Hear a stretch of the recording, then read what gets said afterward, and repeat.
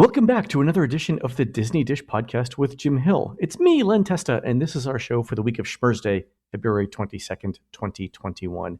On the show today, news, listener questions, and in our main segment, Jim gives us the history of Lion King shows at Disney's theme parks.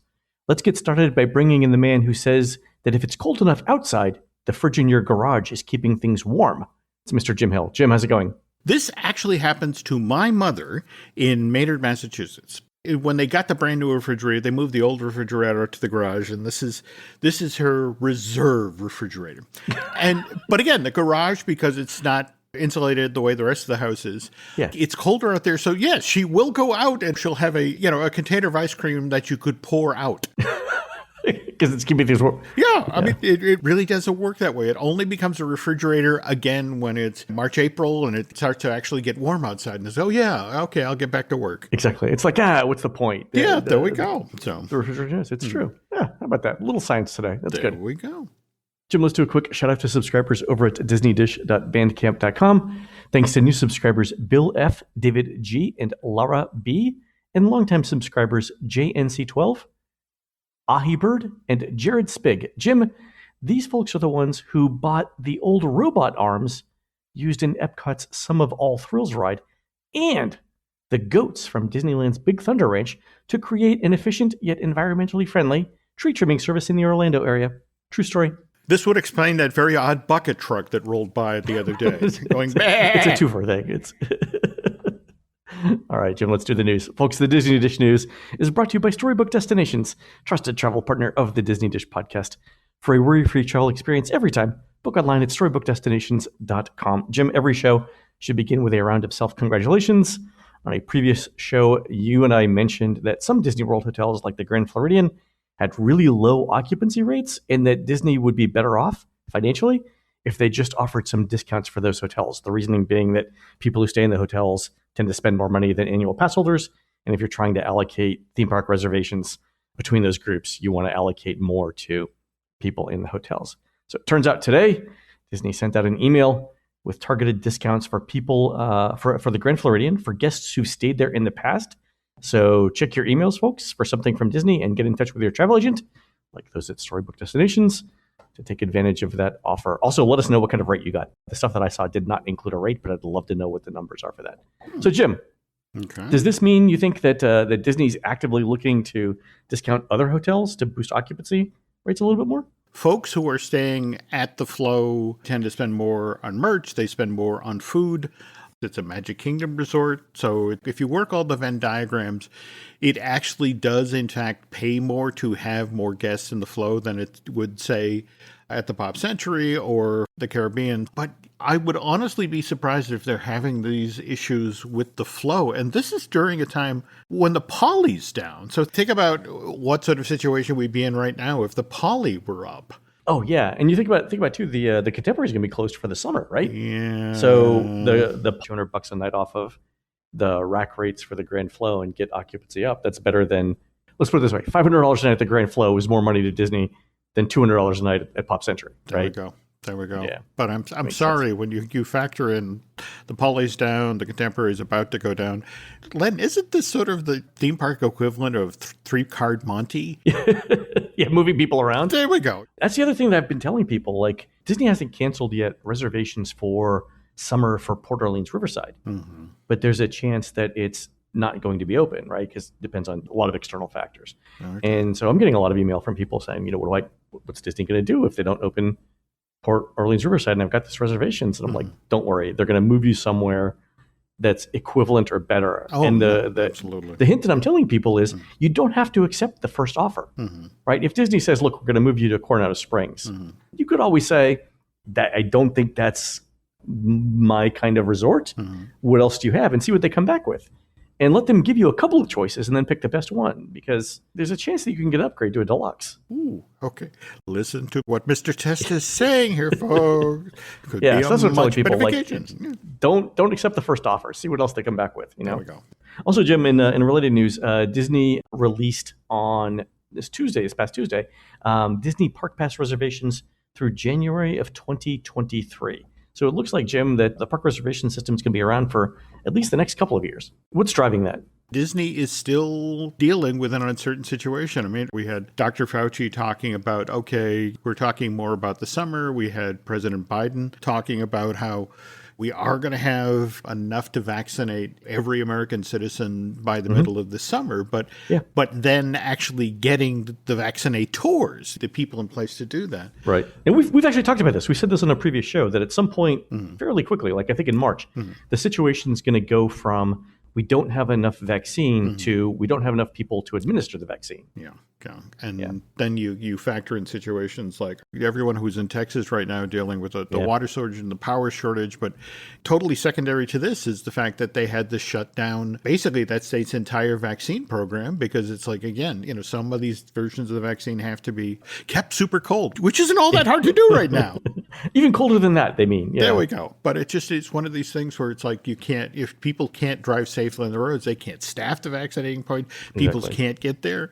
So that slows down the process there as well. And Texas is such a big state that you could be hours away from your nearest vaccination site. So getting out on the roads in the middle of a storm is not safe in and of itself. Not a good thing. Okay, so the other thing I thought about the Park Pass system extending into 2023, and I haven't heard this officially confirmed, not that I expect to, but Disney's got to be using the park reservation system to adjust staffing levels at the parks, right? They've got to be able to. Yeah. If they're not, I'd be moderately surprised, right? I think one of the big benefits to the Park Pass system is that it should let Disney do better staffing. So if they're not taking advantage of that, I'd be surprised. And that's one of the reasons why I think it might continue. That if Disney sees like we can remove X amount of dollars of waste in staffing by having the park reservation system in place, they're going to keep it in place. Oh, no, absolutely. I mean, if you're in a situation where you know exactly how many people are going to be showing up that day, you can staff that much more effectively. You know how much food to buy. I mean, you know a lot of things. Yeah, you know a lot more. Yeah. I think it makes complete sense. But January of 2023, wow. Yeah. Okay. Now, that could be because let's say that you arrive on December 31st, 2022, and you buy a 10-day ticket. Maybe Disney's thinking that you feel the need to do park reservations for the entire length of your trip, and that's why it went into January. But yeah, we'll see. So I was talking with somebody in the know at Disney, and they were pointing out that because of domestic travel, we tend to focus on what's going on in the States and that sort of thing. But until international travel back to the Walt Disney World Resort gets back to normal levels, and we're talking about situations like the folks who come over from the UK and they don't do the American week to 10-day trip to Orlando. No, it's 2 weeks, 2 or 3 weeks. Yeah, that's it exactly.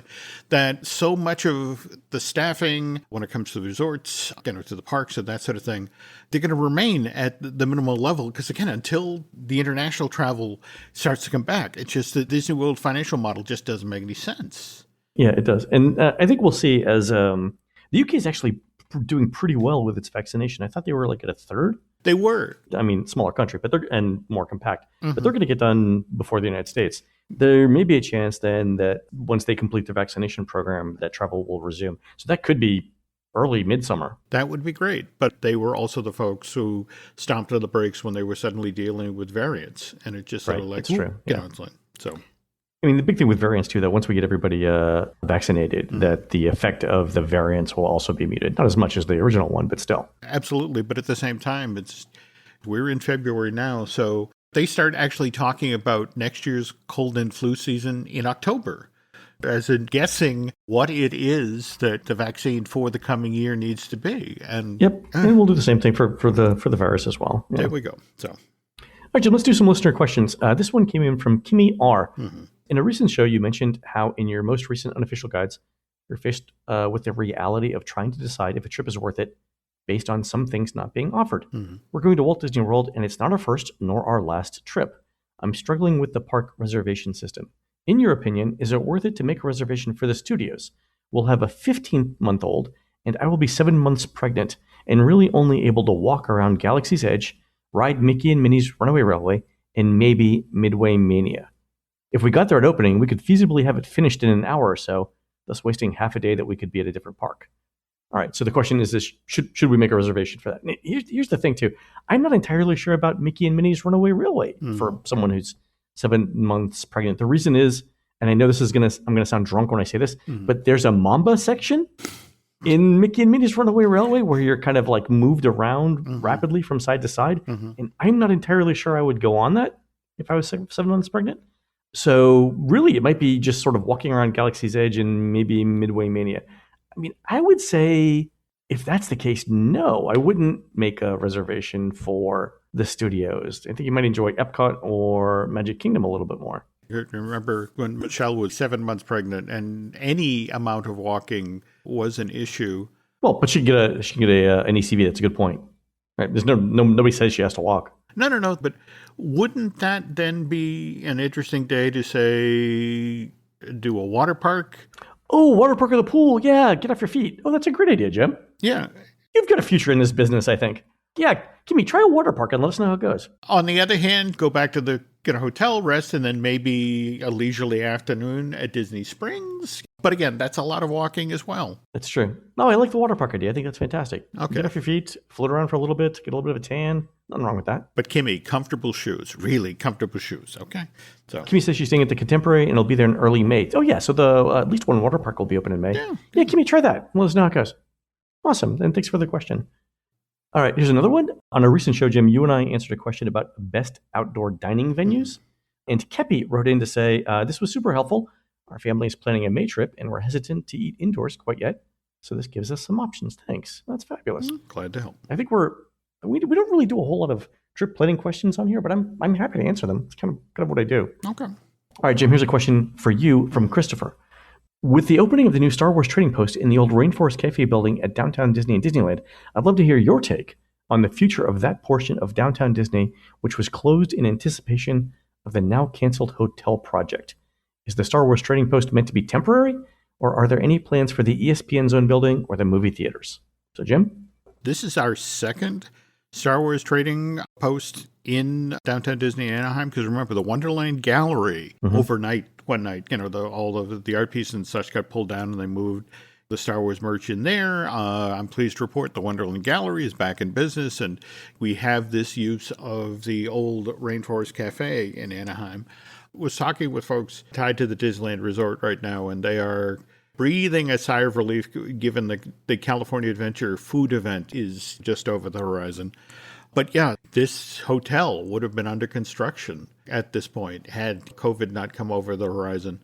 The only thing for certain that's going forward at the Disneyland Resort these days is the Avengers Campus, because that was 90% completed when COVID came down. Likewise, Mickey and Minnie's Runaway Railway, the clone that's being built out in Toontown. Everything else is on hold till Disney deals with all of its legacy pass holders and sorts out its whatever is going to be replacing Disneyland's annual pass program. And only when that resort is fully back up and running, and they're, I guess, staying in Paradise Pier and the Grand Californian and the Disneyland Hotel, and there's actual need for a fourth on-site hotel, that's when the key will get turned on this. But that's a ways away is what you're saying. Oh, ways a ways. So okay, so nothing imminent. No. And it means walking through this portion of Downtown Disney, and you will see things like the ESPN Zone repurposed for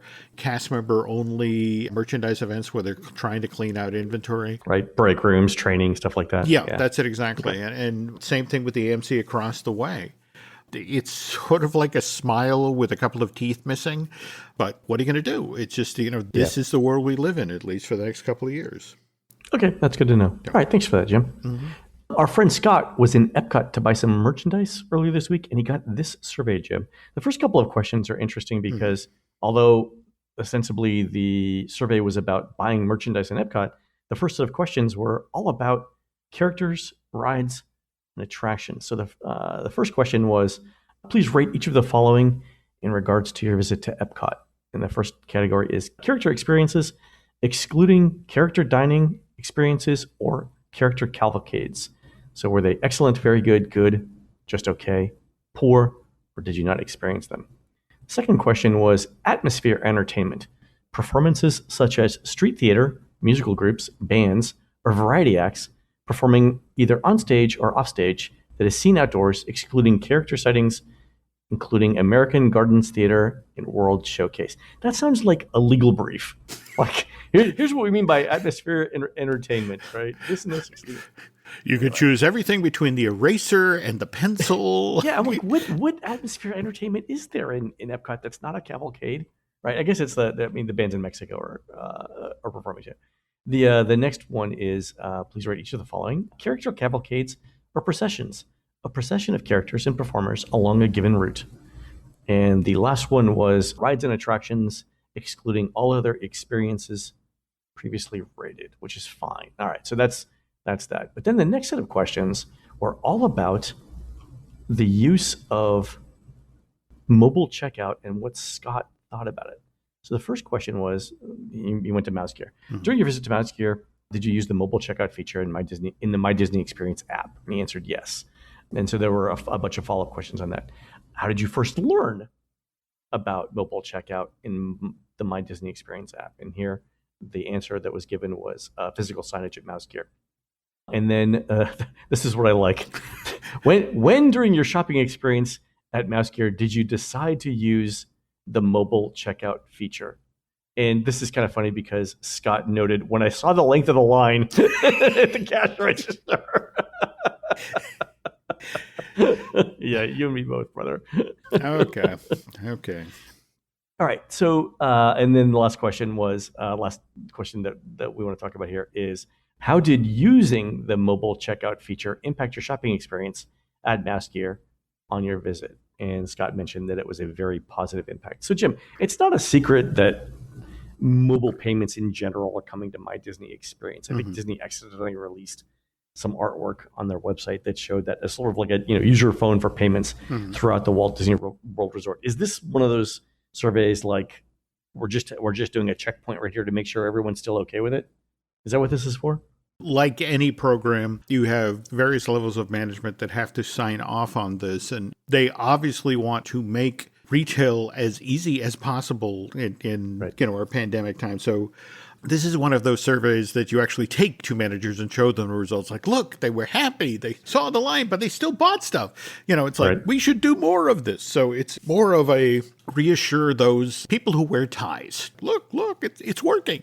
We should roll this out other places at the resort. So you put it in some place like Mouse Gear because we're dealing with the temporary Mouse Gear. So it's relatively easy to get into that space and do this and get some results and then have the numbers to say we should roll this out elsewhere. It's the concern about it's going to be kind of a generational thing. Yeah. There are folks who are quite comfortable living all of their life on their phone. So it's like, yes, I will absolutely do this. Certain older folks like myself, maybe not as enthusiastic, but on the other hand, if I'm looking at a line with 10 people in it, it's like, absolutely, how do I do this? Yeah, break out the phone. Yeah, I would use it if it was a clear time-saving thing.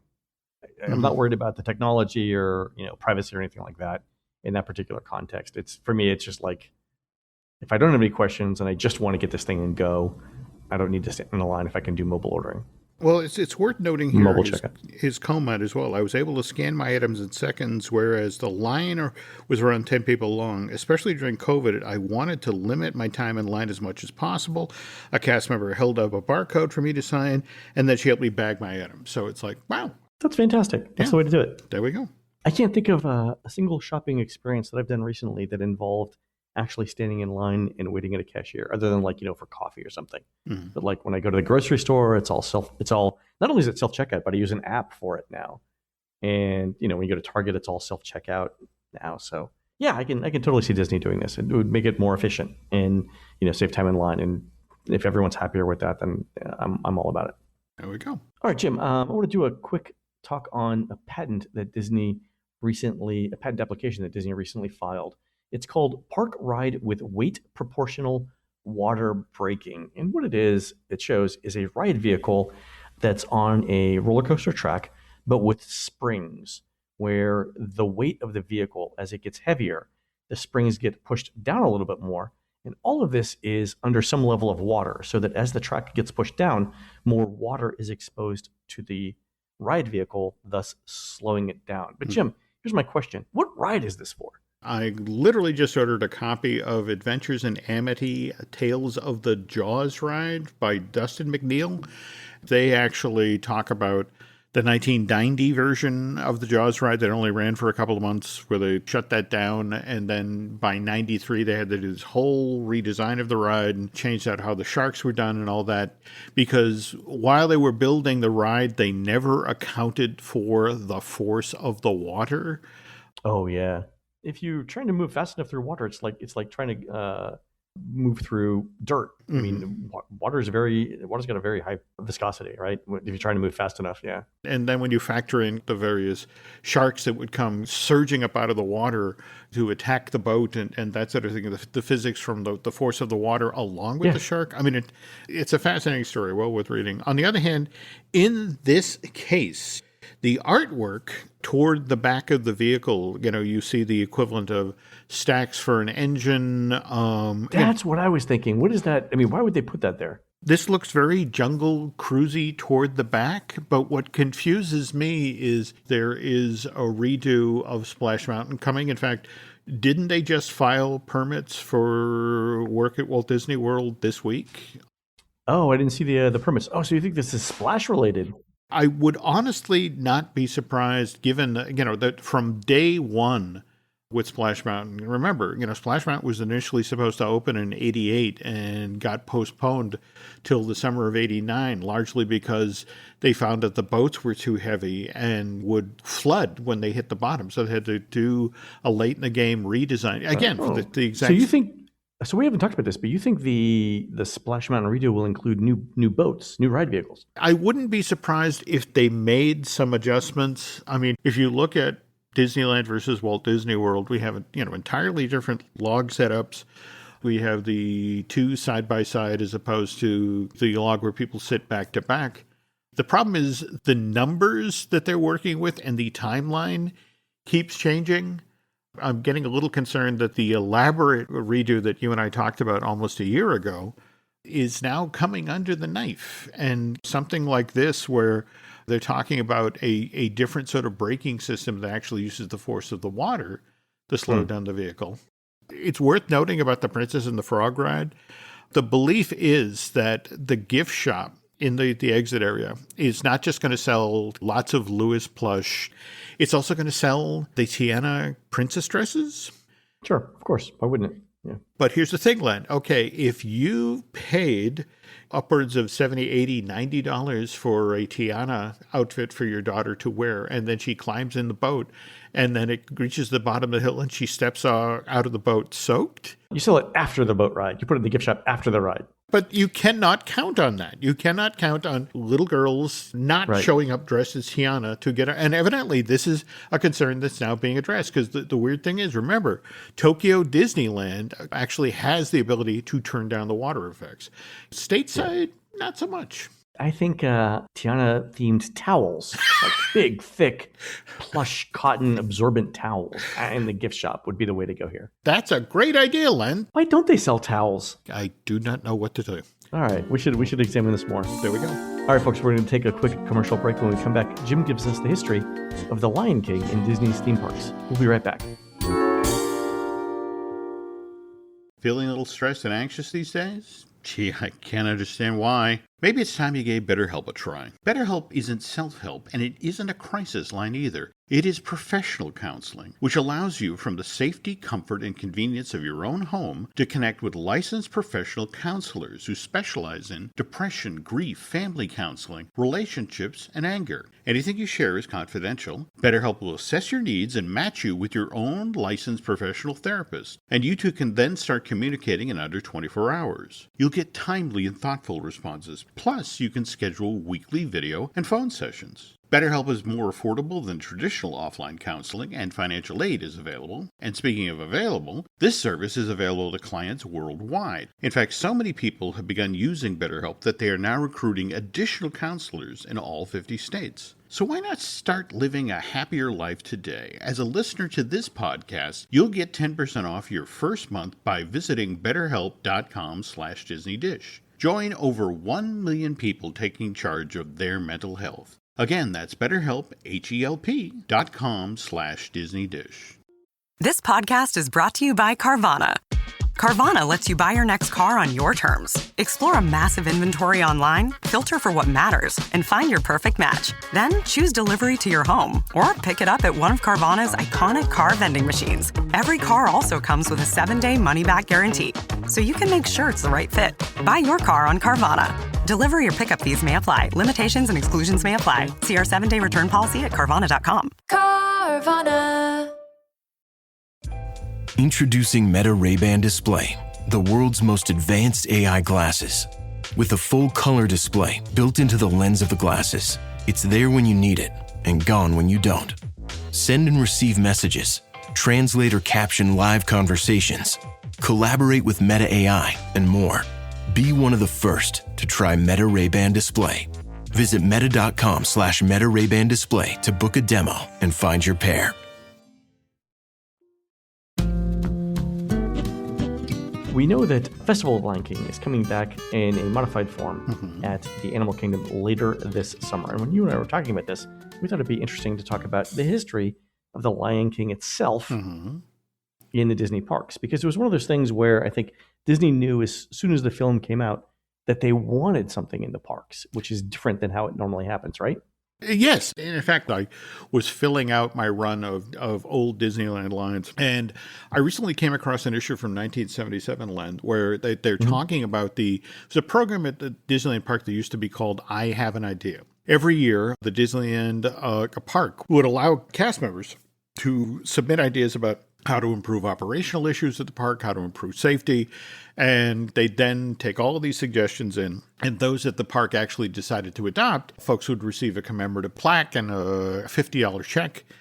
I got this issue from the Disneyland of 77, and they gave the rules going into the next edition of I Have an Idea. And one of the things said, going into the next competition, please don't suggest that WED create a ride or attraction for the park based on any film that Walt Disney Productions has released over the last 3 to 5 years. The Imagineers prefer to work off of already proven properties. And it takes more than 5 years to demonstrate that a film is successful. Wow, that's definitely taking the long-term view, right? Who's working for WED at this point? You know, we have Mark Davis is just finishing up his career, but we still got Claude Coates in the building, John Hentz, Bill Justice. These are guys who actually went to work for Walt Disney Animation Studios in the 1930s and the 1940s. And eventually Walt sort of handpicked them to come over from the Imagination Studio to come work in the parks in the 50s and the 60s. As far as these guys were concerned, the really good Disney animated films, the ones that were worthy of a ride, show, and attraction at the parks, were the films that they themselves worked on back at the Animation Studio. In 71, we still got a Mr. Toad for the Magic Kingdom at Walt Disney World. And The Adventures of Ichabod and Mr. Toad is a lesser Disney animated feature. Likewise, Alice in Wonderland. Walt himself didn't like the 51 version, but we still got Mad Tea Party at the Magic Kingdom. And the only time that these guys allowed a nod to a relatively recent Disney animated feature was inside the Mickey Mouse Revue, where if you look down into the animatronic orchestra, you got Baloo, King Louie, and Kaa from Jungle Book, which had come out in 67. And you also got Winnie the Pooh, Piglet, and Tigger. And that was the first featurette. Winnie the Pooh and the Hunt Tree came out in 66. If you're actually watching the show, the most recent song was All in a Golden Afternoon, and that was from Disney's animated Alice in Wonderland, which came out in 51, 20 years before the Magic Kingdom opened. These guys really made it about the films they worked on without really paying attention to the fact that what the audience was looking for was more recent hit films. In 1964, we had Mary Poppins come out. Disney had never had a hit bigger than that, and yet the only time you get anything of that is in the exit movie music for the theater. There's a little taste of supercalifragilistic. Yeah, but nothing that goes immediately into the park. Yeah, they paid so much attention to what was going into the show, they ignore the physical setup of the theater. And the Fantasyland Theater seats 500 people. But when the Mickey Mouse Revue first opened in October of 71, they discovered to their horror that the lobby only held 300 people. So it was like right from the get-go, you had this show that at any one show could only play 3/5 capacity. So it never, ever made its numbers. And that was just simply, somebody just wasn't paying attention when they put together the blueprints. They were doing social distancing back before social distancing was a thing. Look, everyone gets a seat and a half. There we go. This is one of the main reasons that Mickey Mouse Revue had a relatively short run at the Magic Kingdom. Open again, October of 71. It was closed by September of 1980. Only ran in Disney's first Florida theme park for 8 years, 11 months, and 13 days. Mickey Mouse Revue gets packed up, sent to Japan. It's an opening day attraction at Tokyo Disneyland, which opens in April of 83. And it has a run at that theme park 3 times the run that it had at Walt Disney World. It ran for 26 years. Let's jump ahead now to Michael Eisner coming through the door in September of 84. Michael came from Paramount, and this whole notion of we have to wait 3 to 5 years for a film to prove itself before we bring it into the parks, and it's like, no. First question is why? Yes, that's it exactly. It's no, we have hit films. Why is this not in the park immediately? Which brings us to Little Mermaid. That opens the theaters November of 89. It's the Walt Disney Animation Studio's first real brand new hit on Eisner's watch, and by January of 1990, 3 months after it's come out in theaters and being nominated for Academy Awards, and Michael's already nudging the Imagineers. It's like, look, I need a Little Mermaid right. You guys need to work on this. But given the way Imagineering works, it's like... Right, we talked about this on a recent show, right? That it didn't happen. But again, it was the process. Like, first there's a meeting, and then after the meeting, there's concept art, and then there were color studies to support the concept art, and then there are brown foam models that first need to be carved and then need to be painted, and a whole year goes by before the Imagineers can finally bring Eisner in and present their wonderful, elaborate Little Mermaid ride, which had become so elaborate, so huge at this point, and more to the point, so expensive. It was like, a lot of folks at the stateside parks, it's like, that would be 2 to 3 years of my expansion,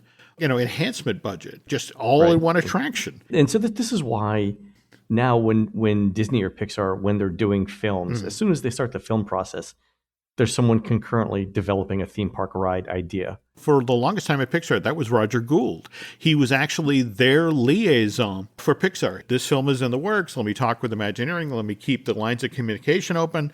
Here's a sequence from the film we want you guys to take a look at. I mean, that's in place now, but... Well, yeah, back then it took them a year to get the first draft of the ride ready, and which is crazy, right? That's exactly what Eisner's thinking. It's like, here he is in his meeting in January of 1991 with Imagineers just saying, here it is. It's wonderful, isn't it?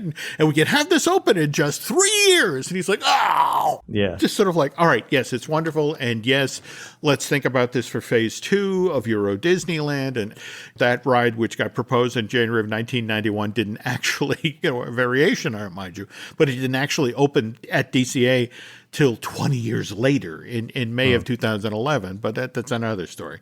But all right, so Eisner just like, okay, fine, let's get this moving forward. But isn't there a way we can do this faster? I mean, do they have to be animatronics? Couldn't we do something cheaper, like, say, puppets?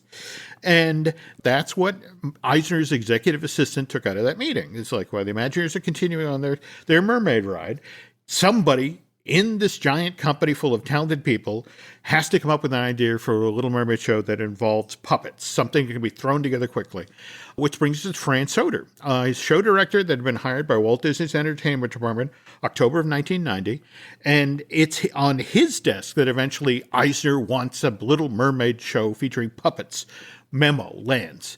And now Fran knows diddly about puppets, but he's a smart guy, and he knows who to reach out to, and that's Chuck Fawcett, the founder of Animax Design, which is a puppet workshop in Nashville, Tennessee. And Fawcett had an interesting history. He worked on the international editions of Sesame Street, so he had good practical experience when it came to puppets. So, the two of them meet, and in 1 year's time, they are able to get the Voyage of the Little Mermaid up and running. And it entirely built around puppets. It's up and running by January 7th, 1992. And as we've talked about, it was only designed to run for 18 months, ran for 18 years, only got shut down due to COVID just last year. Soder and Fawcett had pulled off what the Imagineers couldn't. They got a Little Mermaid show up out of the ground in 1 year's time. It was affordable, and it was done in such a way it could be presented 3 times an hour. Voyage of the Little Mermaid was only 17 minutes long, so they could bump lots of groups through the show. and no good deed goes unpunished, you know? And so it's like, since Fran and Chuck had delivered on the Little Mermaid project, word came down from on high that Eisner now wanted them to do the exact same thing for The Lion King. Only, you got to remember, with Voyage of the Little Mermaid, the movie had been out in theaters 15 months earlier. The VHS had been on sale since February of 1990. All right, so when Fran and Chuck began working on the show, they knew that, okay, everyone loved Ursula, so it makes sense for us to build a 12-foot tall, 10-foot wide Ursula puppet, because we want that character big in the show. We also know what the hit songs are. And because production of The Little Mermaid has wrapped, it's relatively easy for us to reach out to Pat Carroll and bring her in. Hey, we need some different dialogue. You need something different from what you recorded for the film. Whereas with the Legend of the Lion King show, Len, Eisner wanted this to open at the Magic Kingdom on the exact same day that The Lion King opened in theaters, which was June 24th, 1994. Okay. So Soder and Fawcett are flying blind here. The film isn't even finished at this point, so they don't know in advance which songs are the breakout songs, which is, who's the favorite character. Sure, Elton John. Sure, I mean, Elton John's going to make it. Sure, it's going to be fine. You know, so they're flat out guessing as they go along here. And all they know at this point is, just like The Little Mermaid, it has to be 17 minutes long so they can do 3 shows an hour. Okay. Because it's going to be staged at the old Mickey Mouse Theater, which again had with its 500 seats. Oh, by the way, in the interim, the Imagineers have addressed the lobby, so now it gets, fits more than 300 guests. So they know that they have to build puppets that are huge because they have to be seen from the back of the theater. Yeah, maybe the back rows are quite a distance from the stage itself. Okay, all right. Okay, but again, remember, 3 shows every hour, and there are days during the holidays and the summer months when Legend of the Lion King is going to be presented more than 30 times a day. Whew, it's a lot of puppeteering. A lot of puppeteers, all right? In fact, in order to meet that schedule, they had 8 separate teams of puppeteers. And the puppets had to be ridiculously sturdy because they had to stand up to the pounding.